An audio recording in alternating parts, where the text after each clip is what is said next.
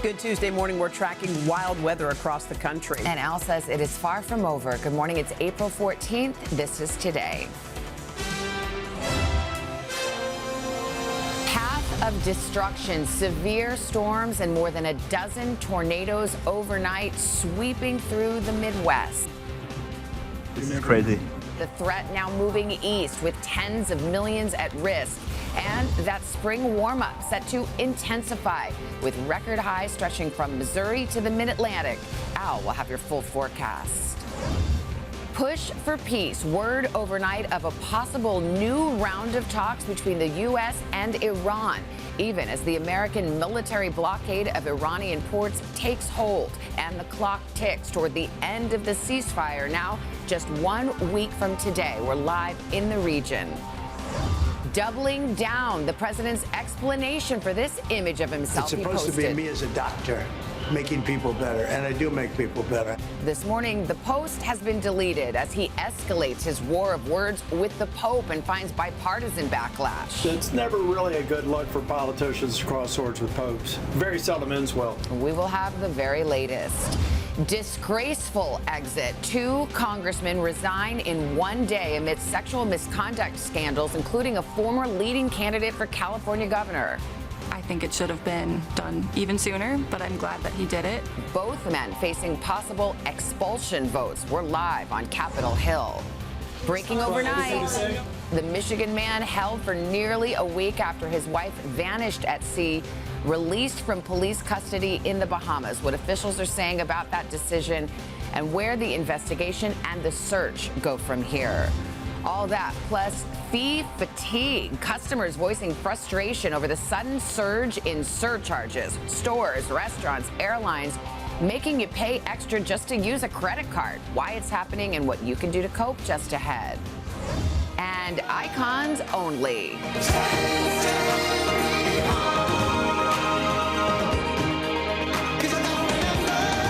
Phil Collins leads this year's inductees into the Rock and Roll Hall of Fame, the class loaded with legends. It's a nice day for a white wedding. And we will celebrate the stars who changed the course of music and pop culture today, Tuesday, April 14th, 2026. From NBC News, this is Today with Savannah Guthrie and Craig Melvin. From Studio 1A in Rockefeller Plaza.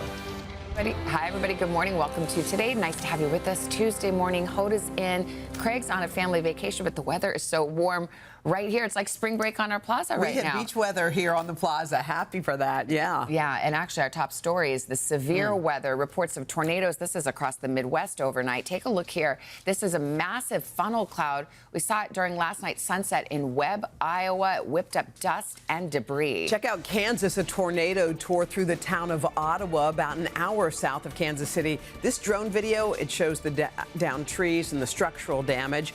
And over to southern Minnesota, where an extreme hailstorm caused near whiteout conditions and blanketed the ground. So rough night there, and it comes as much of the country is going to be feeling the heat today. Record highs from parts of the Midwest to the Northeast, some 10 to 25 degrees above average. And here's a look at Al Roker. It's going to be 80 degrees in New Jersey today, That's Al. right. Take a look. Manasquan, New Jersey. Beautiful sunrise this morning.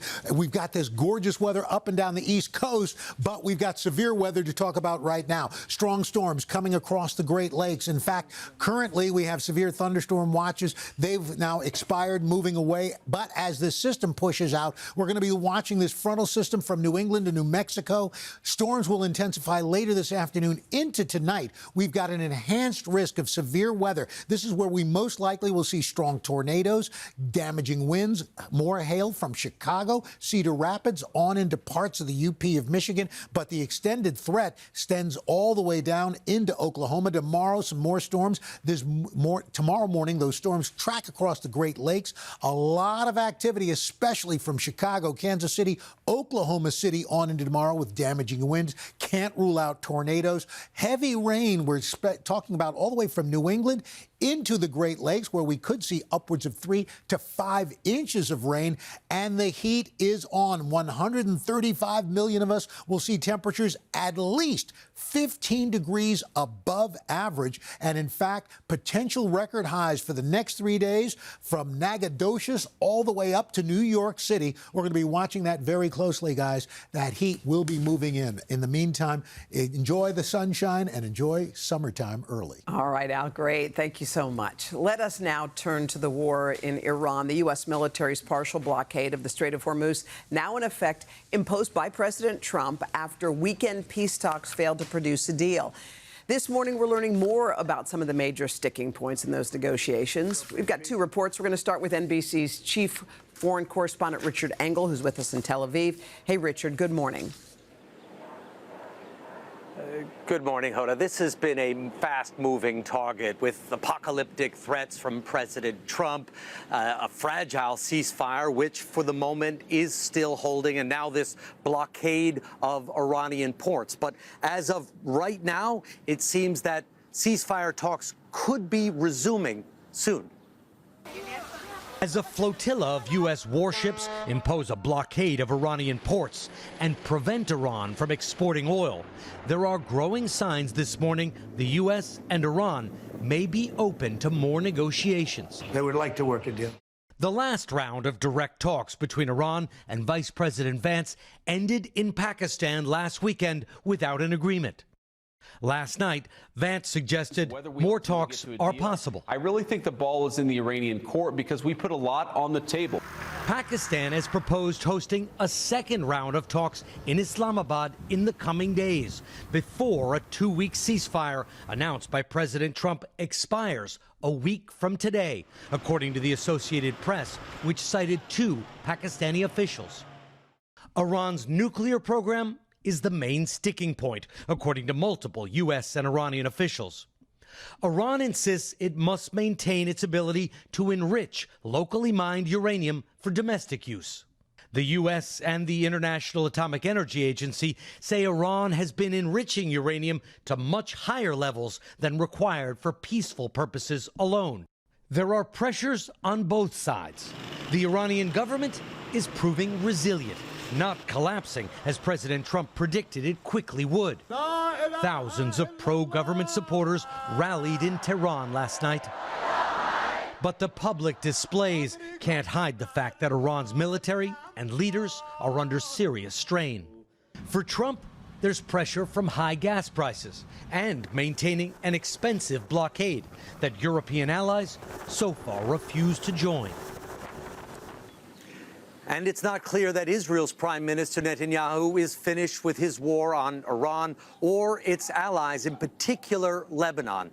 Peace talks are supposed to take place today between Israeli officials and officials from the Lebanese government in Washington. Hezbollah is encouraging the Lebanese government not to attend. Hoda? All right, Richard Engel for us there in Tel Aviv. Richard, thank you. Meanwhile, President Trump is insisting he will not apologize to Pope Leo after lashing out at the head of the Catholic Church for his criticism of the Iran war. And the president also offering a controversial explanation for the AI image of himself he posted on social media. He has deleted it now. It is drawing bipartisan backlash. NBC's Garrett Haake joins us from the White House with all of this. Garrett, good morning. Hey, Savannah, good morning. Yeah, the combination of those 2 self-generated controversies quickly created significant blowback for the president, including from his typically faithful political base. The president confessing to having posted that AI-generated image, but attempting to explain away its meaning, all while he argues that on politics, the Pope is simply, quote, wrong. President Trump facing fierce bipartisan criticism this morning on 2 fronts: his attacks on Pope Leo and his social media post of an AI-generated image appearing to depict himself as Jesus. The president acknowledging he posted the image that was taken down Monday afternoon, offering this interpretation of the picture. I did post it, and I thought it was me as a doctor and had to do with Red Cross as a Red Cross worker. It's supposed to be me as a doctor making people better, and I do make people better. Democrats mocking that explanation. Then he's lost his grasp on reality, and that's even more concerning. While the vice president said it was a joke. I think the president was posting a joke, and of course he took it down because he recognized that a lot of people weren't understanding his humor. The backlash swift from the president's typically faithful MAGA base.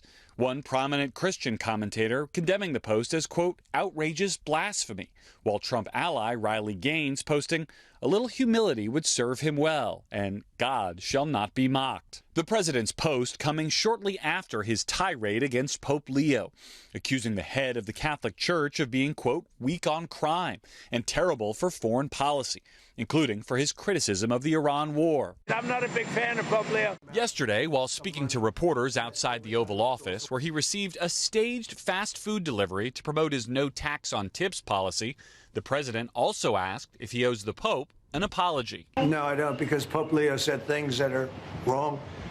He was very much against what I'm doing with regard to Iran, and you cannot have a nuclear Iran. The Pope earlier telling NBC News aboard the papal plane, I have no fear of neither the Trump administration nor speaking out loudly about the message of the gospel. North Carolina Republican Tom Tillis is one of 24 Catholics in the Senate.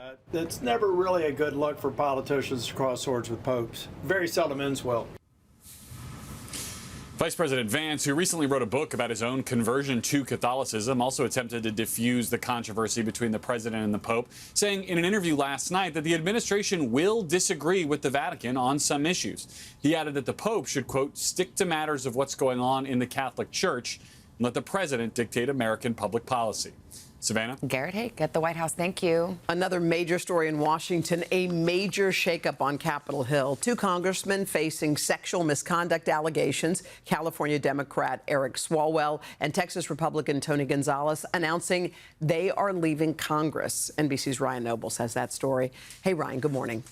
Hoda, good morning. Congressman Swalwell was staring down the possibility of an intense ethics investigation and potential expulsion.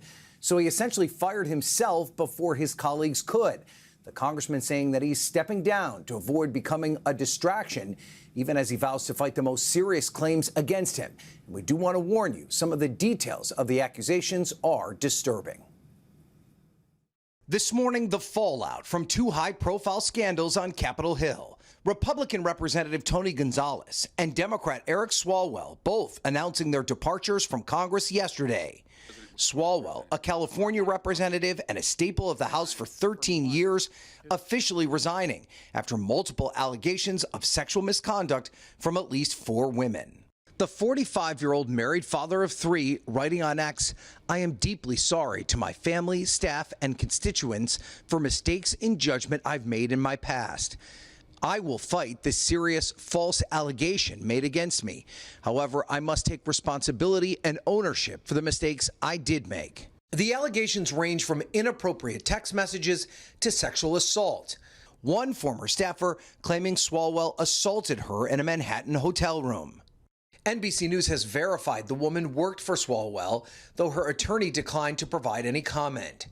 The incident is now under investigation by the Manhattan District Attorney. Another accuser, Democrat influencer Alisa Marco, telling NBC News Swalwell offered to help her get a job on Capitol Hill when she was 24, then started sending her nude messages over Snapchat. So Marco called Swalwell's decision to resign the right thing to do. And I don't think those women in his office or on Capitol Hill in general should be around him for one more day. NBC News has not independently corroborated the other woman's allegations. Before Friday's allegations, Swalwell was a top polling Democratic candidate for California governor. I'm running to be the next governor of California. Across the aisle, Gonzalez announcing his retirement overnight. The married father of 6 had previously admitted to an affair with a staffer who later died by suicide. I made a mistake and I had a lapse in judgment. Gonzalez already planned on leaving after this term. And the accusations against Swalwell and potential legal problems are not slowing down. Today, yet another woman is expected to come forward with what her attorneys say are, quote, serious misconduct allegations. She plans to describe her claims at a press conference later today. Hoda? All right, Ryan Nobles for us there in D.C. Ryan, thank you. Now to an alarming attack against one of the biggest names in tech, OpenAI CEO Sam Altman. A Texas man is in custody this morning charged with attempted murder after allegedly throwing a Molotov cocktail at Altman's home. NBC's Morgan Chesky has the latest on it. Morgan, good morning. Yeah, Savannah, good morning. And authorities have shared some troubling new details here, saying that this suspect drove from Texas to California to carry out this alleged attack. And they also shared the chilling threat that they say he made as he tried to break inside OpenAI's headquarters. This was not spontaneous. This was planned, targeted, and extremely serious. This morning, authorities say these disturbing surveillance images show suspect Daniel Moreno Gama clutching a flaming Molotov cocktail. He's accused of hurling the explosive device at the California home of OpenAI CEO Sam Altman. Someone threw a Molotov cocktail / sticky bomb. The 20-year-old set to be arraigned today on multiple state charges, including attempted murder and possession of a deadly weapon. He's also facing a number of federal charges. FBI agents raided Moreno Gama's home outside Houston early Monday. Authorities say he traveled from Texas to California to attack Altman's residence last Friday, setting a driveway gate on fire. According to the criminal complaint, the suspect then went to OpenAI's San Francisco headquarters, where they say Moreno Gama retrieved a chair and used it to strike the glass doors. And according to security personnel on site, stated he was there to burn it down and kill anyone inside. Altman, the head of one of the world's most influential AI companies, posting this image of his family, stating he hopes it might dissuade the next person from throwing a Molotov cocktail at our house, no matter what they think about me. When police arrested the suspect at OpenAI's headquarters, they say he had a multi-page document sharing views opposed to artificial intelligence, as well as a list of multiple executives at AI companies, and also advocated for violence against people working on AI, writing in part, "I must lead by example." Let me be clear. We will not tolerate the individuals coming into our areas of responsibility to carry out acts of violence. You will be identified, investigated, and brought to justice. Now, this morning, federal prosecutors say that this attack could be treated as an act of domestic terrorism. The San Francisco District Attorney's Office says Moreno Gama will be arraigned on the state charges later this afternoon, which alone carry 19 years to life in prison. DA's office says that they are moving to have him held without bail because of the public safety risk he currently poses here. Savannah. Morgan Chesky, thank you very much. All right, we got some more to get to. For the second year in a row, the Dallas Wings had the first overall pick in the WNBA draft. And for the second straight year, they used that pick on a player from UConn. With the first pick in the 2026 WNBA draft, the Dallas Wings select AZ Flood, University of Connecticut. AZ Fudd, who helped lead UConn to a national championship in 2025. And then back to the Final Four this season, goes #1 to the Dallas Wings. Of course, she'll be reunited with her former UConn teammate, Paige Beckers. With the second overall pick, the Minnesota Lynx selected TCU's Olivia Miles. All right, big night there. Let's go back to the weather. Al, you've been busy over there, busy forecast. That's right, but some places, everything's going to be spectacular, especially southeastern mid-Atlantic coast, plenty of sunshine. Some showers move in later today into the northeast of New England. Some severe storms making their way through the upper Midwest all the way down to Texas. A fire risk in the midsection of the country. We're going to take a look at that coming up in the next half hour. But we're going to get to your local forecast coming up in the next 30 seconds. Now she don't even know my name, but I think she likes me just the same.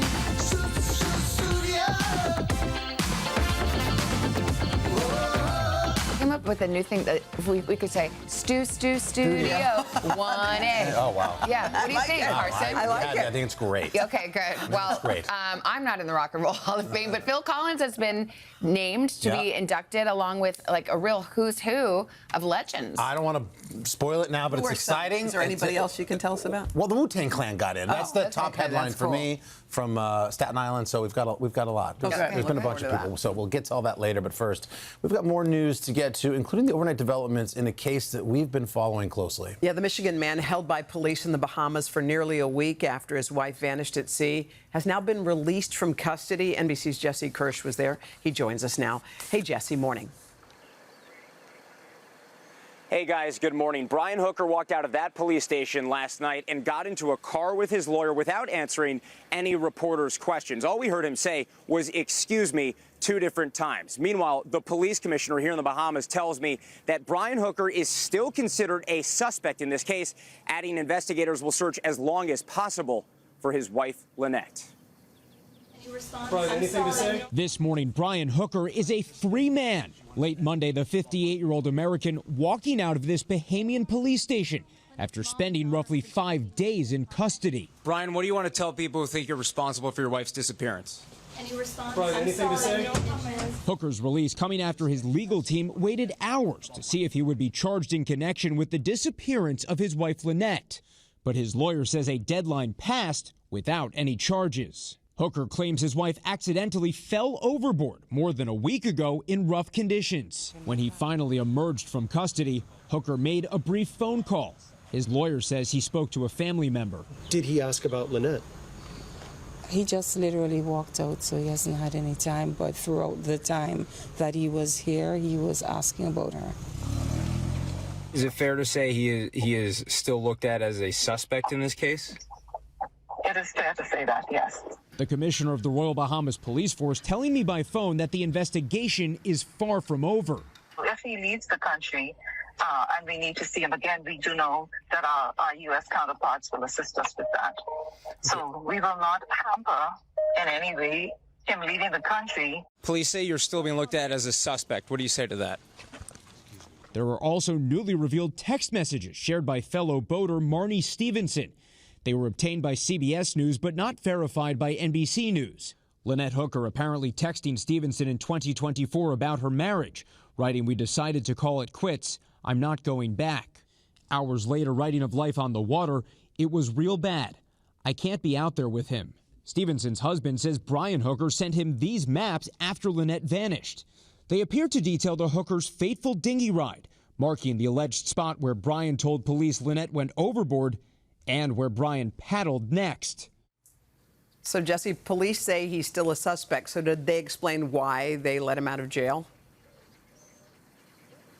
Yeah, so Hoda, the police commissioner tells me they decided against charges for now against Brian Hooker after police met with the prosecutor's office to present their case yesterday. The police commissioner tells me they have not found any evidence beyond a flotation device. But as you pointed out, the police commissioner says Brian Hooker has not been cleared in this case either. And she is still hopeful, the commissioner tells me, that police can find Lynette. Hoda. All right, Jesse Kirsch for us there in the Bahamas. Jesse, thanks. All right, guys, coming up next, Savannah mentioned it earlier, growing frustrations for shoppers, all kinds of businesses adding costly surcharges if you choose to use your credit card. Vicky's looking into that for us. Morning, Vic. Hey, good morning, guys. It seems like everywhere you turn, there's a fee or a surcharge for your credit card or fuel surcharge. Coming up, I'm going to tell you what to watch for and different things you can do to avoid those pesky fees. That's next, right here on Today. Back now, 7:39 with today's consumer. In this morning, mounting frustration over credit card surcharges. Yeah, if you take a closer look at your receipts, you'll probably find them. They're popping up just about everywhere. And who better to educate us on all of that than NBC's chief consumer investigative correspondent, Vicky Nguyen. Hi, Vic. Morning. Hi, good morning, guys. Yeah, it's frustrating for a lot of folks when you look at the bottom of the receipt and you see a fee that you weren't expecting. Good morning to you. For businesses, big and small, adding that surcharge, it's often a straightforward way to make up for rising costs without constantly changing prices, which consumers often notice right away. But these days, some people say those extra fees really feel like an attack on affordability at every turn. If it feels like whenever you open your wallet or tap your card, a surcharge awaits, it's not your imagination. If there's a 4% fee to use my credit card and it's a convenience fee, bro, that's not convenient. An extra 5% or more. The possibilities are seemingly endless. It's the overall perception that we don't even care about our money and they're just going to take it. And while reading the fine print can occasionally help shoppers from unwanted costs, there does seem to be a lot of a new Wall Street Journal report says surcharges are getting tougher to avoid. Airlines are adding them onto luggage. They're popping up at restaurant when you go to pay with a credit card or as a wellness surcharge for employees. They're even showing up for your rental housing. A growing number of retailers and package delivery companies are attributing them to rising fuel costs. A 2026 study from J.D. Power found more than 1/3 of small businesses now include surcharges for credit card payments. But those do come with a gamble. 32% of places that surcharge say customers occasionally or frequently cancel a purchase when the charge appears. Is there something that feels sneaky about a surcharge because of when it shows up in the transaction? Consumers tend not to be that angry about surcharges or fees that are disclosed at the very beginning. For many businesses, a small surcharge helps keep prices stable, like at Lavery Brewing Company in downtown Erie, Pennsylvania. Material costs are going up, labor costs are going up, insurance costs are going up. I did not want to raise our prices. The brewery's president, Jason Lavery, says the average tab is about $29, which carries an 87-cent surcharge for using a credit card. We communicate with our customers. We put up signage. We updated the receipt paper so everybody knew if you pay with credit card, this is what your actual bill will be. Well, what can we do about these surcharges? So try to plan in advance, Savannah. Bring cash, right? So that'll help you avoid the 3 to 4% that a lot of businesses charge for credit cards. And then think about shopping alternate retailers. Take note if you're being charged a surcharge and you don't want to go back there. Sometimes it pays off to let customer service know, hey, I don't love this. Over time, that feedback can add up. And then when it comes to those airline baggage fees, that's new across the 6 major U.S. airlines, $5 to $10 extra. Pay in advance online. That will actually save you money rather than waiting until you get to the airport. Yeah. Right. Cool. Interesting. Thank you, Vic. Al, what you got? Yeah, it's a convenience fee. They can conveniently pick your pocket. It's pretty good. I like that. Hey, the jet stream up way to the north, so we've got record highs. This high pressure just pumping up this air. The bad news for this, warm, dry air with wind gusts of up to 45 miles per hour. So we have fire weather watches and red flag warnings, the Rockies and the Southwest as well. So we're keeping an eye on that. Also keeping an eye on the thermometer. Look at these record possibles in Parkersburg, Cincinnati, Nashville. You're going to be at 87, close to your record of 88. Augusta coming up to near 90 degrees. Norfolk going to be near 90 as well. Tomorrow into toward the weekend, we're going to be in the 80s here in New York City, 90s in D.C., 80s in Nashville. But you head out west, looking a lot cooler with temperatures only in the 50s from Salem, Boise, Medford, Fresno even only into the low 70s. That's what's going on around the country. Here's what's happening in your neck of the woods. And that's your latest weather. Hashtag PSSP. All right, guys, now those 4 letters you have come to learn to love. PSSP, a sneak peek. It's time to introduce you to the next class of rock and roll Hall of Famers, starting with these recently reunited brothers.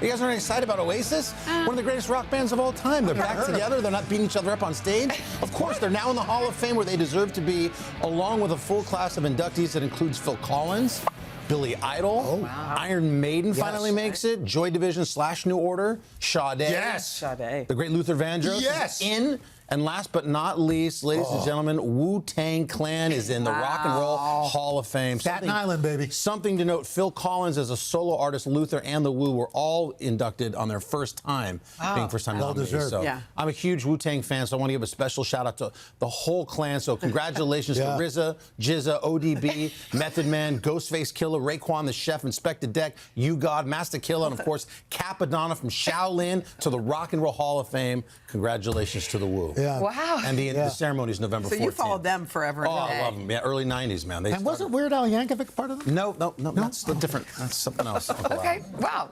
Okay, well, we look forward to the rest of Pop Start. You got it. I got a good one coming up. And Jenna's standing by with the boost. Yeah, Hoda, remember we hang with Wu. Okay, we have a really sweet one for you on those unexpected treats in life that just bring you joy. Right after this. Oh, yeah. Oh, come on. Hoda, done this make you back? Does it? Hoda, done it make you back? We're back. When you guys are hanging with Wu? We did hang out with Method. Yes, Method Man. Yes. Sorry. Yes. In New Orleans. Mr. Man. Yes. Mr. Man. Yes. What about ODB? Not there? ODB was Oh, there. God rest his soul. Was he there? Oh, no. Okay. Yep. Okay. Oh, you're I don't know when I you're didn't know. talking about. I know we lost ODB. Oh, okay. Well, I didn't know that. Still. That's on me. Okay. Yep. Should we just get to the boost? You guys, let's go. Okay. Let's go. Let's I mean, boost it. that was a fun boost, but let's be in the present. Sometimes the smallest gestures can leave the biggest impact. Look at how this woman changed her dad's day with the delivery of a classic sweet treat. Guess what we have for you?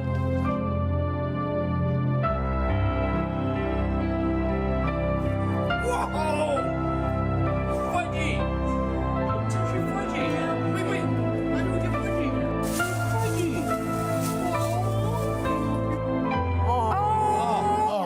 That music's throwing me a little bit. It's so Yeah, dramatic. but Fudgy the Whale, Whale is baby. the greatest gift of all time. Sorry, but it's Fudgy is in the same line as Moby Dick. That is a beautiful, epic moment. I love that. Where that daughter gives her father Fudgy. How about his look? His smile at the that. end. And she actually said that Fudgy and her father have a relationship others wouldn't Why does understand. this whole segment feel like a drug trip?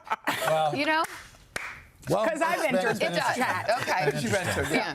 For what The I've key read. to Fudgy is to get a side of crunchies, an extra side. If you know, you know. I had a Carvel Fudgy the cake Whale. last night. Right. Tom Carvel. Coming up, packed pop star, including the long-awaited returns. We have the trailer looks great for Little House and also the Hunger Games. Plus, we're celebrating something special from our dear friend Chanel. She's got a book out, her debut loaded with inspiration for all parents. But first, your local news.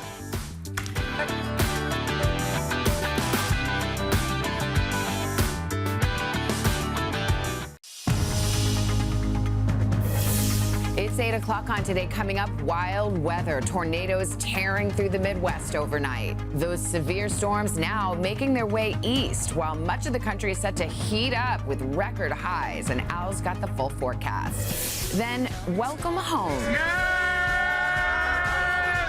New video of the special moment the hatch was opened and the Artemis II crew officially returned to Earth following that successful mission to the moon. The details just ahead. And open book. It is a celebration in Studio 1A this morning as Chanel releases her very first book, Through Mom's Eyes. Say it. Isn't that great? All right, all right, all right. Packed with life lessons from inspiring women. All that plus heading back to the prairie. Once upon a time, Ma and Pa and Mary and Laura. A sneak peek at the new Hunger Games. What do you think about the games having 100% more competitors than usual? And Garden State. They're going to be light and fluffy and so delicious. Don't go away. One of our faves, Ina Garten, joins us live in Studio 1A today, Tuesday, April 14th, 2026. It's my birthday. Wish to be on the Today Show. Good morning, my dad and my sister Ella. Back in Raleigh, North Carolina. Visiting from Traverse City, Michigan. Somerville, South Carolina. Bel Air, Maryland. Rocky Ford, Colorado. And Woodstock, Georgia. Today is Dominic's 11th birthday. Hi to my kids in Illinois. We love you, Harlow and Hayes. Grad students visiting from Ohio University. Go Bobcats! Yeah, we'll get those hands up. Good morning, everybody. Nice day out there, too. Not a coat to be seen. It's a warm Tuesday morning. Warm in the studio, too, because Miss Hoda's here. Craig enjoying a sunny vacation of his own. Good to be right next to you. Yeah, nice to have you along with us. And we do have a busy hour ahead. We'll start with the news.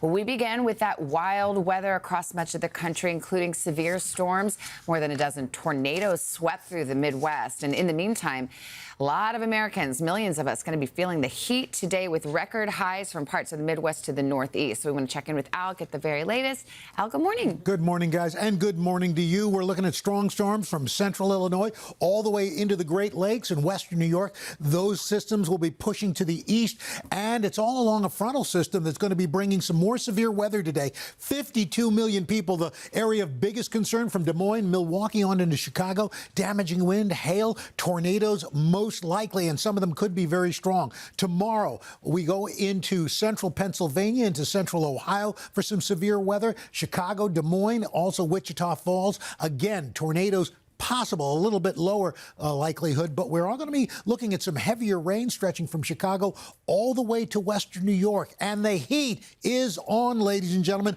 135 million of us from the Northeast and New England all the way down into the lower Mississippi River Valley. At least 135 million people will see temperatures 15 degrees or higher above average. We're looking at potential records over the next 3 days from Nacogdoches all the way up to Philadelphia, New York City.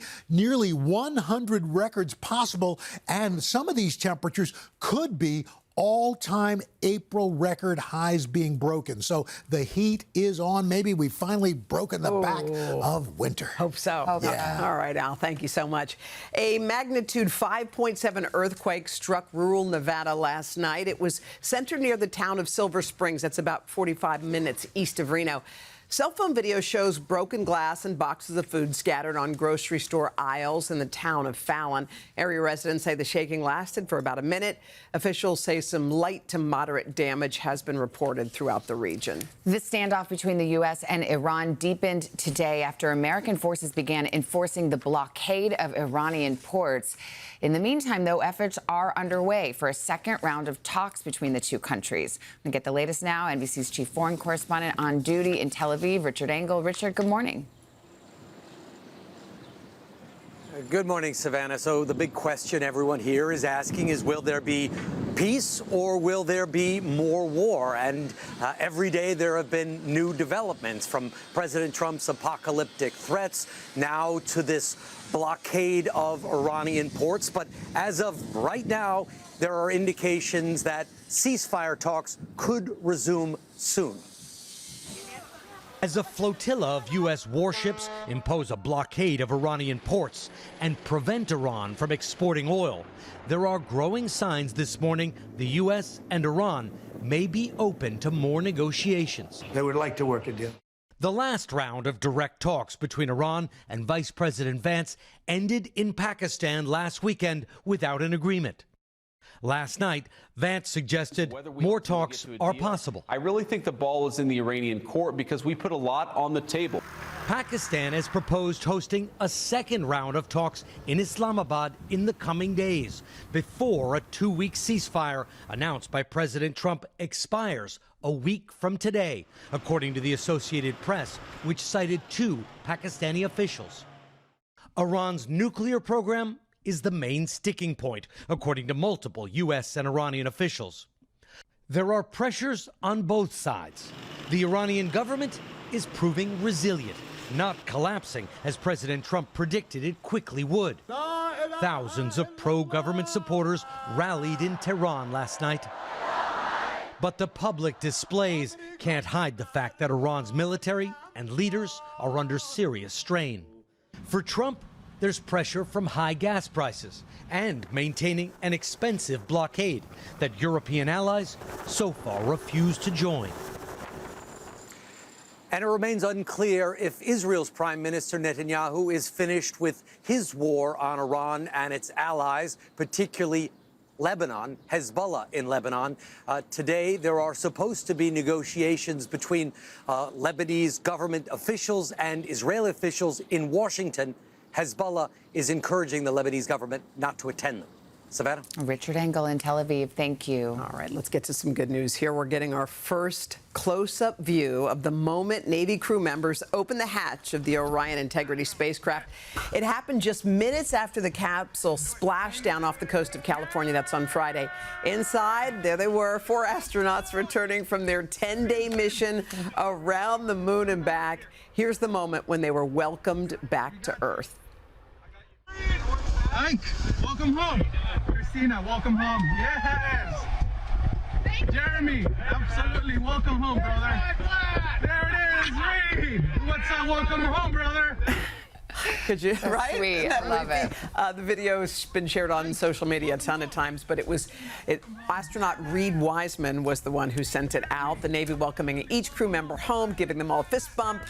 Job well done. I think the sailors were more excited than the astronauts. They were so pumped. Hey, buddy. Yeah, it was awesome. Cool. Much more ahead this morning. Carson, what are you working on? That video is so cool, guys. All right, we are crafting up a beautiful pop start for you, following up on an SNL impression that they did over the weekend that was so good it actually fooled the star's own family. We'll show it to you coming up. All right, but first, how'd you like to know the secret to raising incredible humans? Well, Chanel's been doing the work for us, chatting with inspiring women and packing their wisdom into her very first book. Chanel can't wait to hear all about it. Coming up right after this. We are back and we are celebrating one of our own today, Chanel's first book. A Labor of Love, officially out today. It is an inspiring collection of life lessons shared by women who raised some extraordinary people, and it's called Through Mom's Eyes. Yeah, Chanel, we know you've been working on this for a long, long time, and it begins with a moment you shared with your husband, Uche, and a promise that you made to him that you were going to keep on writing. Yes, and I kept that promise today. I postponed it to be by his side, but now it is time, and I'd love to share what I've learned with you.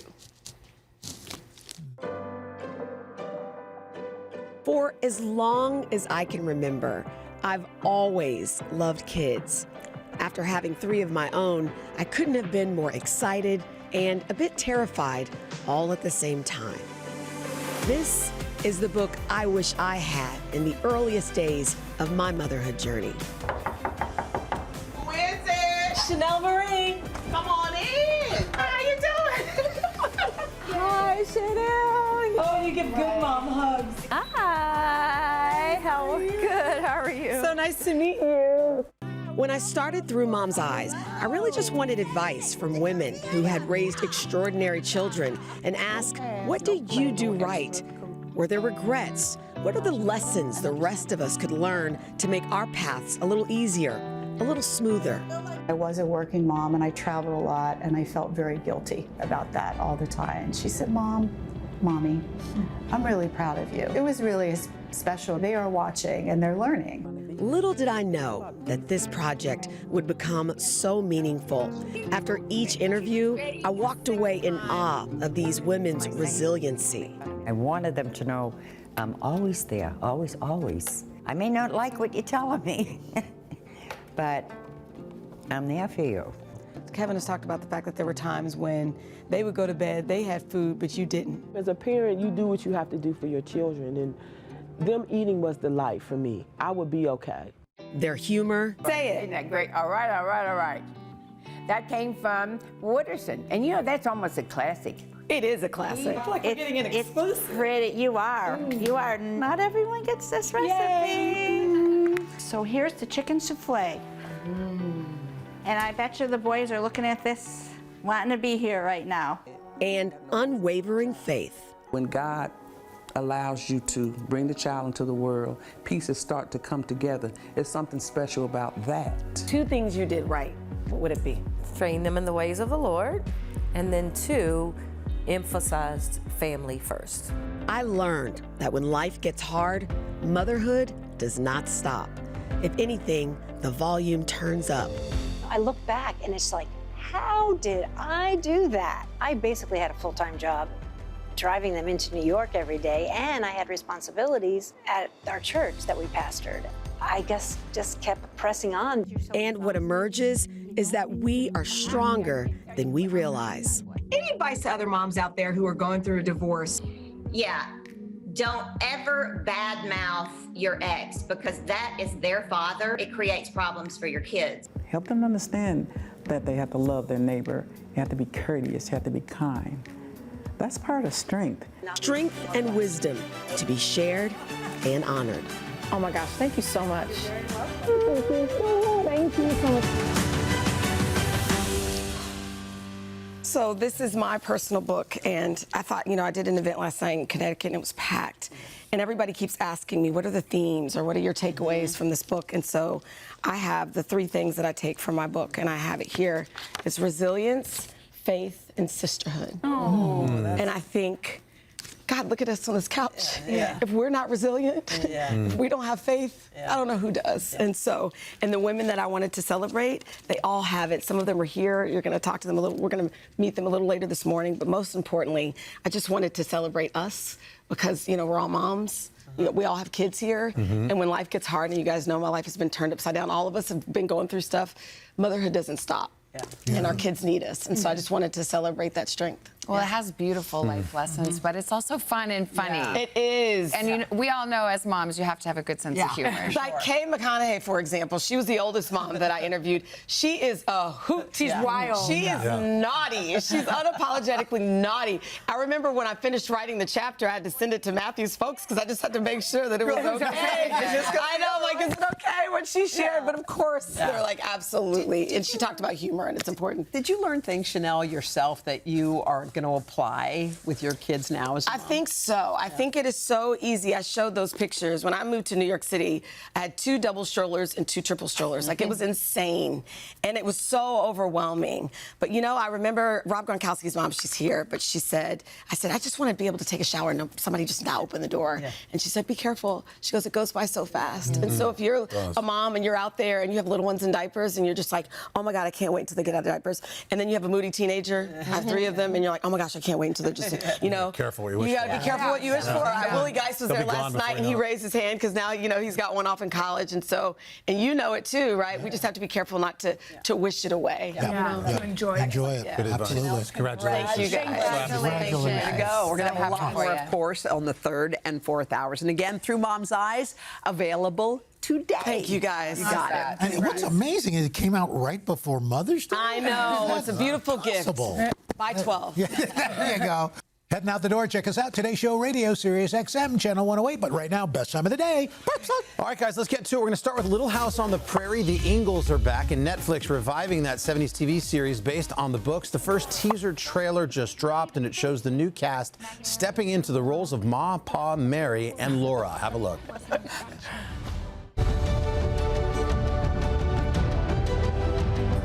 And even though they were all alone and very small against the sky and the stars, they were happy because they were a family and they were together. I watched every episode of the TV show in the 70s. I don't think I ever saw Ma and Pa even get close. No, not even close. The writer of that book probably didn't expect it. I think Pa slept in the barn, too. I don't think he was even in the house. When they wore those pajamas that were like one piece. Yeah, like how'd that work out? Happening there, but it's different on Netflix. It's a hot prairie. The new Little House on the Prairie starts streaming. I can't wait to see it. July 9th on Netflix. Next up, Hunger Games, Sunrise on the Reaping. We've got another trailer here. This is for the prequel, centered around the backstory of Woody Harrelson's character. New cast stepping in with Joseph Zeta as Haymitch, Ralph Fiennes as the cutthroat President Snow, and Elle Fanning taking on Elizabeth Banks' fashionista Effie Trinket. Here's a pink of that. President Snow has all the power. Why do you submit to it all? If we can stop the games, we can stop the Capitol too. The arena, it's a killing machine. But all machines can be broken. Go out there and make them remember you. All right, Sunrise on the Reaping hits theaters in November. Next up, Glenn Powell. Last night, the Hollywood A-lister surprised some college kids down in Savannah, Georgia, rocking a mustache, a mullet, guitar, hit a local dive bar in the stage, and performed a little bit of wagon wheel. Wow. Of course he can do everything.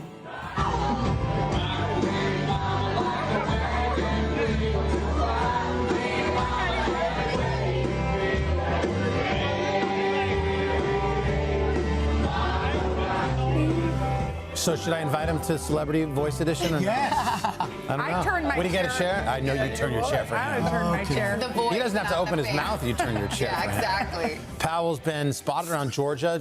He's filming a Judd Apatow project. We don't know if that was for the movie or if he was just having some fun after work, but it was fun to watch. So, next up is Jack Harlow. SNL's Weekend Update recently poked some fun at some interesting comments made by the rapper regarding his new music. I don't know if you've seen, but some people have been clowning you online. All right, I've seen it. I've seen all the clever little nicknames, you know. Most definitely not. LL Cool Whip. D Anglo. That's good. That one's good. That one is good. So here's the deal. That's Ben Marshall doing a Jack Harlow impression. And if you know Jack Harlow, you know. It's so spot on. It even tricked his own family. Yeah. Because Jack posted this yesterday saying, my aunt texted me and told me she was proud of me for going on SNL. It's my aunt. I'm related to her. She actually thought that was me. Wow. That's how I thought it the was voice. her. I mean, Yeah. it was so spot on. Oh, the delivery, perfect. Yeah, Look at that. it was incredible. Wow. All right, finally, The Voice. It is finale week for our Battle of Champions, and for the first time in the show's history, there's a new voting block of super fans and past voice artists. They're the ones we're going to pick our winner, and they'll be crowned. But this morning, we've got an exclusive sneak peek at one fan's visit to the show. This is NBA star Jimmy Butler, who just wanted to learn a little something from our coaches. Now, I know basketball is back at NBC, but I want you to be clear. NBC is about music. Honestly, I just want to ask you. First of all, music comes from the Greek word musike. I'm pretty much the country coach. So I thought of song ideas. What about Slam Dunk My Heart? Can we not do basketball? Yeah, okay. Just crumble that up. Yeah, we don't need it. Throw that over Sure. there. What about, like, My Heart is playing defense? That's basketball. But is it? Cute. The Voice finale airs tonight. Check it out, everybody. It's on NBC. It's going to stream tomorrow on Peacock. We appreciate you. Kelly has some acting chops. That's cute. So good. Adorable. All right, ahead, guys. Look who's here. One of our all-time favorites, Ina Garten, gracing us with her presence. And, of course, she's got some delicious dishes, too, all coming up after your local news.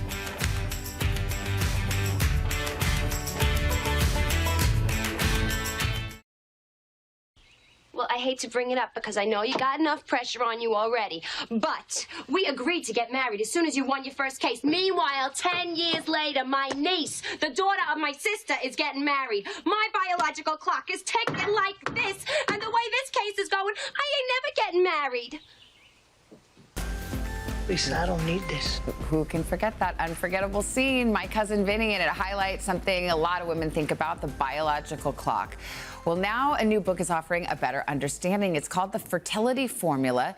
Take control of your reproductive future. Its authors with us now, Dr. Natalie Crawford, a board-certified reproductive endocrinologist. Dr. Crawford, good morning. Good to see you. Hi, Savannah. Thank you for having me. Your book is really about just rethinking how we look at fertility. A lot of times, you know, by the time you figure out that you're having a fertility issue, it's from failing first, Exactly. from trying and not succeeding. My big goal with this book, I've been a fertility doctor for over a decade, is that I don't think women need to fail first before they get data about their bodies or they understand their cycle or their biologic clock. And that's what the fertility formula is about, putting power back in the hands of women and giving them agency. There is a biological clock. I mean, that's an unassailable fact, but that's not the only factor, you say. Absolutely. Most women think the biological clock is simply running out of eggs. And there's truth to the fact that we're born with all the eggs we're ever going to have, and we do run out of them. But more than that, it's actually the quality of the eggs or the egg health that most significantly impacts our ability to get pregnant and limits our conception as we get older. And you say there are ways to optimize fertility and inflammation. Chronic inflammation is the culprit. Can you explain that and then how we can attack it? Yes, our eggs are inside our body our entire lives, so they absorb the wear and tear from the world around us. Inflammation is a normal part of your immune system, but when you have chronic inflammation, very often from exposures in your everyday world, this actually can interfere with your fertility on multiple different levels. It can interfere with brain hormone communication, it can impact egg and sperm quality, and it also can make it harder to get pregnant and stay pregnant. So when you talk about, you know, a good healthy diet, workouts, what kind of workouts are good if you're trying to increase or enhance your fertility? We always want to think about how do we lessen the inflammation that we're exposed to. So working out's a great example where everything's not created equal. Building muscle, so more women need to lift weights 3 times a week, is one of the top things you can do to decrease inflammation in your body. But also, vigorous exercise, over-exercising can cause more inflammation and be harmful. So it's not always a more is more situation. What about the foods that we eat? The foods we eat is a major opportunity for us to decrease inflammation. We need to have more food that is high in fiber. Think fruits and vegetables. They have great antioxidants in them. We want to have complex carbohydrates and really healthy fats. We want those whole foods. But similarly, there's foods we should avoid because they only increase inflammation. Those ultra-processed foods, the fried foods, the high sugar foods, the refined and processed carbohydrates, They add very little nutritional value, and they only increase inflammation inside our body. We're obviously talking about fertility. That's the thrust of the book. But what about perimenopause or menopause? Do any of these practices affect that? Absolutely. What's so interesting, Savannah, is when we look at fertility data, one thing we look at is the function and the health of the ovary. How many eggs you have, how long it can function, and inflammation makes women go into menopause earlier and impacts the ovary's ability to make hormones like estrogen and progesterone. So if we want to have our longest ovarian lifespan, decreasing inflammation as early as you can and maintaining these healthy practices can help you go through menopause in the best way possible and potentially extend that perimenopause time period. We started by talking about being proactive as opposed to reactive. Is there a test if you are, thinking that you might want to have a baby or you're heading into those years that you can take to kind of assess where you are in terms of fertility? There's no test that's going to tell me that you're fertile and you won't have problems. Yeah. But there are some tests that can highlight if potentially you could have challenges. One important test women should know about is called AMH, anti-Mullerian hormone. It's a simple blood test that's telling us around how many eggs that you have. It doesn't mean you can't get pregnant if you have a low egg count. As we said earlier, egg quality is a big part of the picture.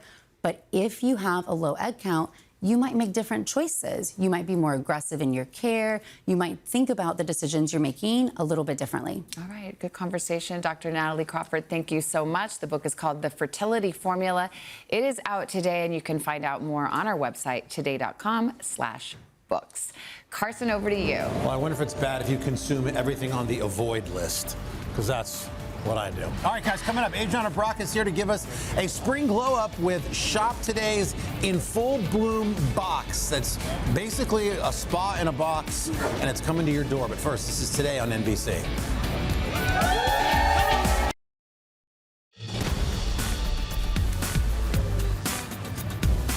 All right, guys, we are back. This morning, we're stepping into spring. We're outside. We've got a new curated box to refresh your beauty routine. This is the In Full Bloom box, and it is packed with editor-approved essentials. And when you buy it, you're going to receive everything you're looking at right here for only $129. That's 73% off, more than $500 in value, free shipping, a one-time box as we get warm. Everything you need. We're going to go through it right now with Shop Today executive editor Adriana Brock, and the boxes go fast. So there's a QR code there. Scan it now, and trust us, these are some of the best products. Let's start with the red light therapy. Yeah, this is everything you need to transition into spring. This weather is beautiful, and it's here to stay. I love a good box. Everything you need's in it. That's it. This first one is great for your skincare routine. So fun fact, you don't go to the spa. No, I don't. A lot of people like to treat themselves. You could treat yourself at home with this. This is the Mini Glow Pro wand from Lumina, and it's got red light therapy and blue light therapy. What does it do? So the red light's going to help with dullness and to brighten your skin. So that's perfect when you go from winter to spring. Okay. And then the blue light is really good for targeting dark spots. And if you suffer from blemishes and acne, it also helps with that too. Okay, great. And it's got like a 5-minute timer. You use it every day. There's Alexa demoing how it works on screen. And this is worth $149, which is more than the price of the whole box. So you're really getting right a there, great value. Okay. Exactly. Red light therapy, what's next? Yes. Okay, what's next? This one you might appreciate. This is from Mother Science, and this is a really awesome brand. It was founded by 2 musicians, one of who you may know, Mike Erzinger of Incubus. From Incubus, yeah. Yeah, and his wife, Anne-Marie Simpson. And the 2 of them are incredible musicians in their own right, but they started studying this ingredient called melazazane. And what it is, it's a naturally occurring antioxidant that's more powerful than vitamin C. So what does that mean? It's going to help reduce dark spots, sun damage, fine lines, and wrinkles. So they created a moisturizer that has that ingredient and then some. You're going to get your hyaluronic acid, your peptides. all in one So deal. it's like your moisturizer, but even better. And this is such a great brand. I love it so much. Incubus, one of my favorite bands. So good for Mike and wife. Next up.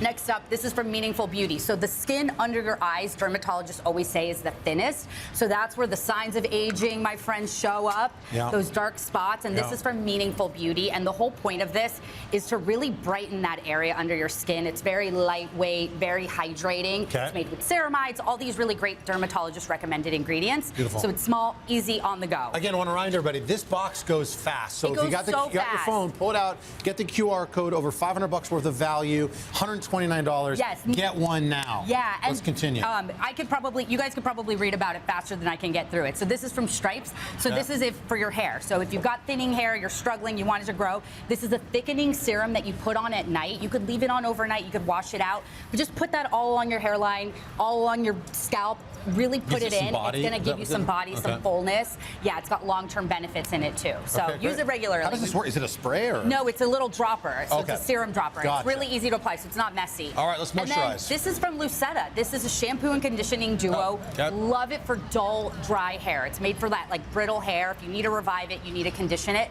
This is going to be your set to go. Love it. We have Eden who used it. It tamed her frizz too, and she's got curly hair. Great for all hair types and a really great product. Love that. Next up, we've got a palette that has everything you need in it to create two different types of look. You can do a natural eyeshadow look. You could do a little bit more of a smoky look from Laura Geller. We love, love, love this brand. We also love Laura, and she has all these earthy tones. We've got Shannon on screen. She's wearing it. You can see how she does it two ways. So it's really one palette that you need for your whole makeup routine. I thought it was a box of chocolate when I looked in the... It looks as pretty as that. And then next up, we've got from Maison Marie Louis. This is a fragrance brand. A lot of celebrities really love it. I'm obsessed with it. You've got to smell this. This is one of their newer scents, and it's a travel scent. It's number 15. Like fame. It's got this vanilla, sort of like lemony scent that's perfect for spring. You guys, smells like Hollywood. We're gonna spray. There you go. You're all famous. Be careful. Check your bank accounts. So it's a really great brand. It's a travel size, which we love. And then, smell it? Yeah, it's really good. Yeah, nice. And then this is from Bloom Effects. We've got a lip oil, which is great for hydrating your lips, nourishing them, and it's tinted. It's got all these great ingredients, and you get one of the 3 colors. So it's all these like neutral colors. Beautiful. Okay. Finally? Last but certainly not least, from Pixie blush. Beauty is an on-the-go blush stick. Love it because you can just swipe, blend it in, and go. Yep. And it comes in the color Juicy, and it's really big, so it's going to last you all through summer too. What a good deal. We've got so such much good stuff, Adriana. Thank you. You want to get that in full bloom box? Scan the QR code. Head to today.com/boxes. Reminder, you get everything for 73% off and free shipping. And Today earns a commission on purchases made through our links. Let's go back to the ladies. Look at us. We feel so lucky. We have Miss Ina Garden, and she's pouring one out right here at 8:48 in the morning. And also some of her favorite dishes. And Ina, don't give it up yet, though, but you do have some exciting news to share, don't you? Yeah. Okay. First, this is Today on NBC.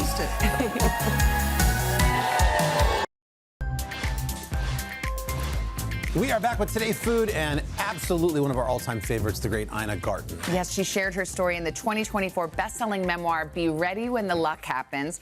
This was Ina's first non-cook book, and it offered really a more personal look at her life, her career, and of course, her love affair with Jeffrey. And here we go, guys. Now it's out in paperback, and we are diving into some of Ina's most memorable quotes and the moments and the meals that shaped her. Ina, good morning. Good morning. First of all, can we remind everyone that this book was #1 on the New York Times bestsellers list for 20 weeks. Isn't that crazy? Yeah, what do you think connected? I think that people learn that I do what I love, and I do it really well, and I work really hard. And I make it happen. So so we end up with food like this. It's beautiful. We're going to start with brownies. Now, everything we're going to show today, there's a love note in the book about this. So we'll start with brownies. I'm glad we're having dessert before dinner here. You wrote about these brownies, about making them for Jeffrey and boxing them up, and you're saying this was the very first time I thought of food as an expression of love. When I was in high school, I met Jeffrey in high school. He was in college, and I used to send him shoe boxes. I don't know why, shoe box of brownies. And I just realized that he just loved them. And so I kept sending more.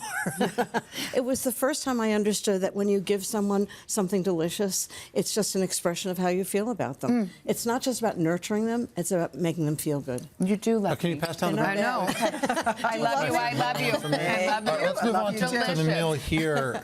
And then when I had a store, I did the best brownies I could possibly do, which is what these are, outrageous brownies. They are outrageous. Are they appropriately called?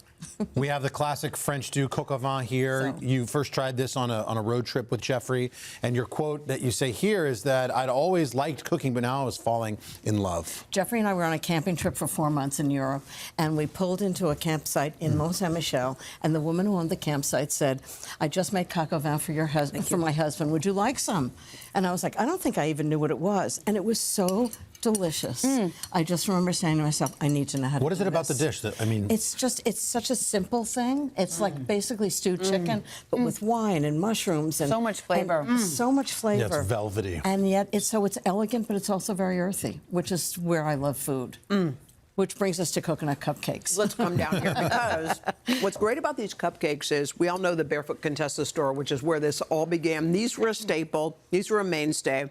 And your quote here for this one is, the food we love the most connects us to our deepest memories. So tell me about that. I like, when I'm working on a recipe, I like to take something that is a remembered flavor, but make it so much more delicious than you imagine. And there's something about cupcakes that's just fun. And it's not like a piece of somebody else's cake. You have your own cake. And it's like filled with icing, and it's just delicious. These are so pretty. They're larger than your average cupcake that's as well. The secret. Oh, it is? Okay. It's like having your own cake. Yeah. But they're delicious and they're satisfying. And when you give someone a coconut cupcake, you're just saying, I love you. And people came to your shop, and this was like... they came from miles around. From all over to grab that. They get out of their beds, into their car, drive into town, find a parking space just for a coconut cupcakes cake. have given birthday cake a run for its money, because now at a lot of birthdays, that's what you get. You're right. I think people are doing them as wedding cakes. Yeah, Oh, that's so fun. Isn't that true? And easier to handle, too. Come on down. And I love how the book, Ina, tells your whole story. I mean, weren't you like a policy analyst in Washington or something? Okay, so this nuclear energy policy. How did that happen? I know. Okay, that's our cocktail party talk. But we're going to have a cocktail party. This is a Cosmopolitan, and this actually goes right to that point, because you write in the book, do what you love, and if you love it, you'll be really good at it. I'm sure you were great at nuclear policy, but what about the Cosmo? This is definitely better. You know, the pandemic had started. It was April of 2020, and I thought, you know what? We're not having enough fun. And if fun is so important, no matter what you're doing, but in the middle of a pandemic, So I decided I'm going to make a Cosmo, and I made a very big Cosmo. So how did you? This is a big Cosmo. Congratulations. Much bigger than this. So what's special about your Cosmo? It's very simple, really. It's vodka, cranberry juice, fresh lime juice, and a little bit of orange liqueur. And you shake it in a cocktail shaker. It's ice cold. Ice cold. Isn't that delicious? Oh, there you are. Oh, yeah. Oh, that was a big one. Very big. Wow. Somebody sent it to me as a joke, and I thought, this would be the perfect time to use it. Love it. I only had 2. Wait, Ina, do you have an announcement for us today? I heard you had some news to share. I might have a cookbook coming out in the fall. Wow! This is your first one in 4 years, isn't it? 4 years, it is, and it's called Simply Ina. And it's just every recipe has some trick, something that makes it even easier to make, but you don't know that the trick is in there. It's just so good. So, Another Ina cookbook. Another Ina. Can I come back? Always. In fact, just don't leave. How about that? Ina, thank you so much. You can grab the paperback copy of Be Ready When the Luck Happens today, wherever books are sold. We'll be looking for your book in the fall, your cookbook, and we're back with our 3rd and 4th hours after checking your book. Cheers to you, Ina. Cheers. Yep. Love you. To the Uber that's on its way. Look in the eye, it's bad luck. I got you.